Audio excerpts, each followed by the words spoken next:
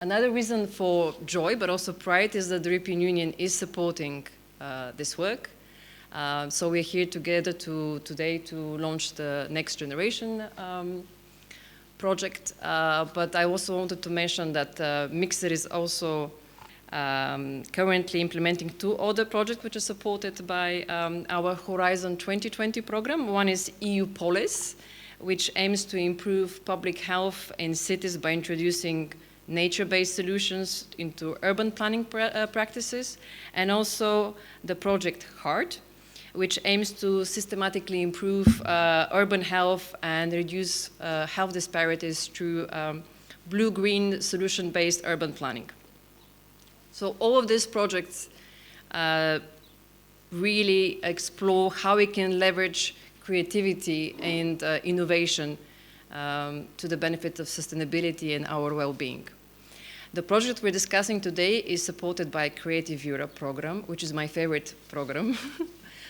So allow me to say a few words on this. They, of course, Creative Europe and Horizon 2020 are just some of the many EU-funded programs out there which are supporting the circular transition and also the implementation of the green agenda for the Western Balkans, which, as you may know, is essentially the translation of the European Green Deal onto the region.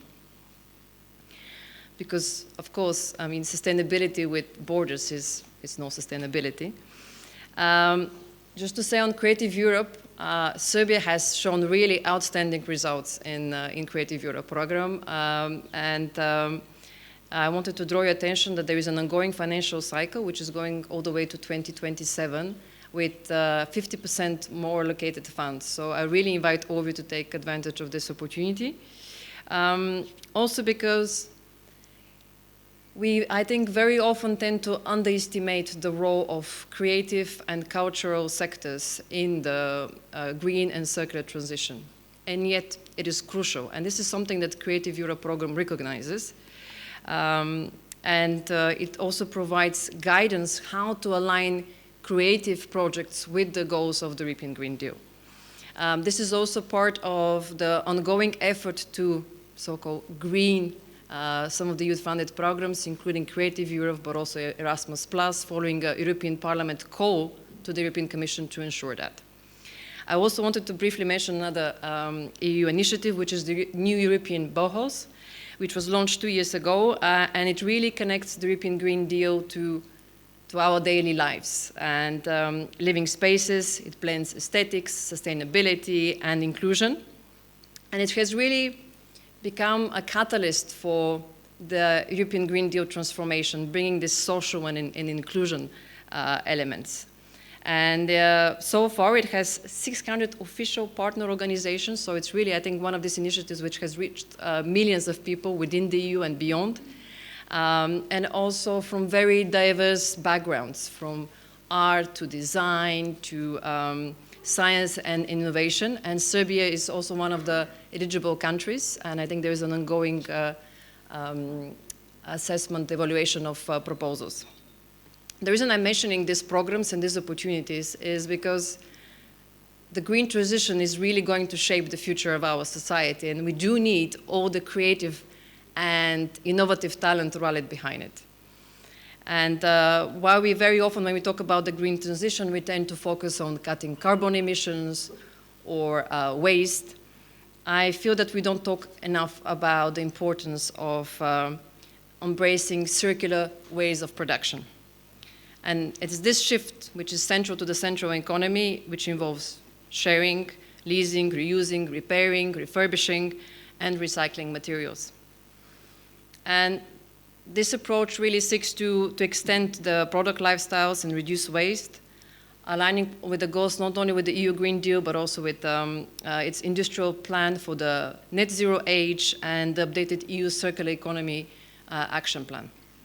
And this plan really aims to make sustainable products and businesses, to make them the norm, not the exception, focusing on products with high recircularity potential, like, for example, textiles or packaging.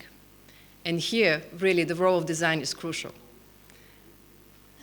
Because design is really, it's a powerful force for change, and it determines what we eat, what we wear, where we live, how we travel. And today, I think we need to recognize that many industries design products which are destined to waste.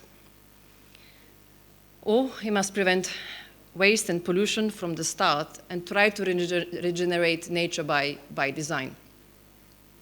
This, of course, requires a radical rethink of design, focusing on long-term regenerative value creation.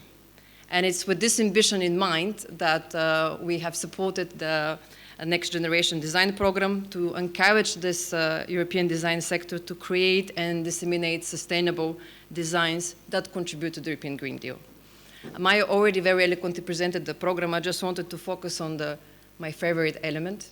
I mean, other than, of course, the cross-border aspect, my favorite element is this focus on the youth, which we need to recognize the true protagonists of our greener future. This next generation design really recognizes the potential of youth-driven innovation and recognizes the need for some also fresh perspectives, designing a sustainable future. The idea is to empower young designers and to amplify their voices and try to bridge this gap between vision and action and bring us together closer to a greener and a more sustainable future. It really advocates this project for a transformative shift in the industry, empowering designers and consumers to embrace green practices. And I really believe it's an important step towards making sustainable design the norm. So thank you once again for being here. Thank you for all the work, wonderful work that you are doing. And I'm really sure that with our talented youth leading the way, we will be one step closer to a greener and more sustainable future. Hvala vam.